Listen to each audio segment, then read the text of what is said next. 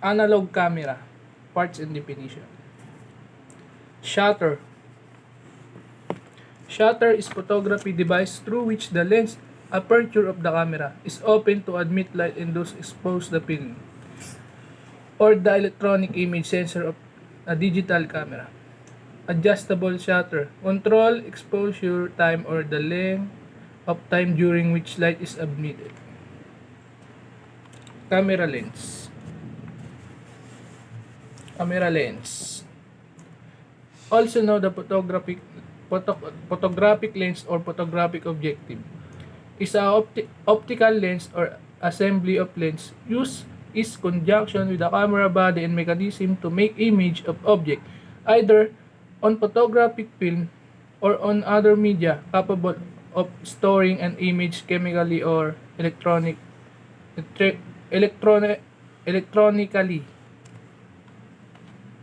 Focus ring.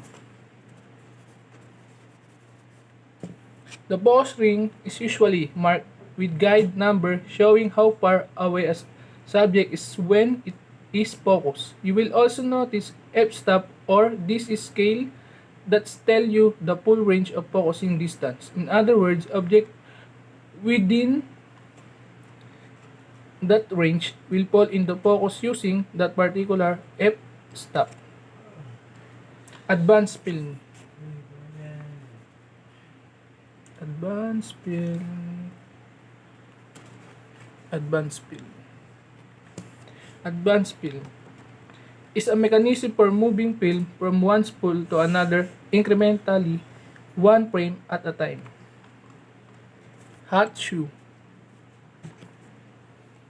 A hot shoe is a mounting point on the top of a camera to attach a flash unit and other compatible accessories. It takes the form of an angled metal bracket surrounding a metal contact point, which complete an electrical connection between camera and accessories for standard brand independent flash synchronization. And then lever.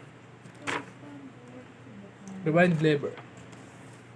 First once a roll or film complete, this allows the photographer to rewind the film back into the film cassette.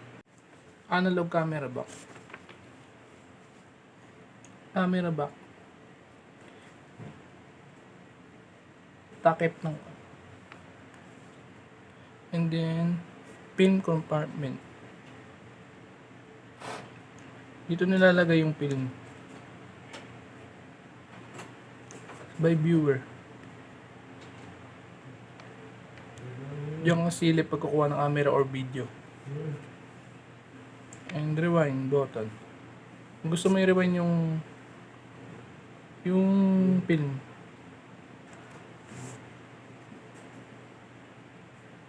The analog camera.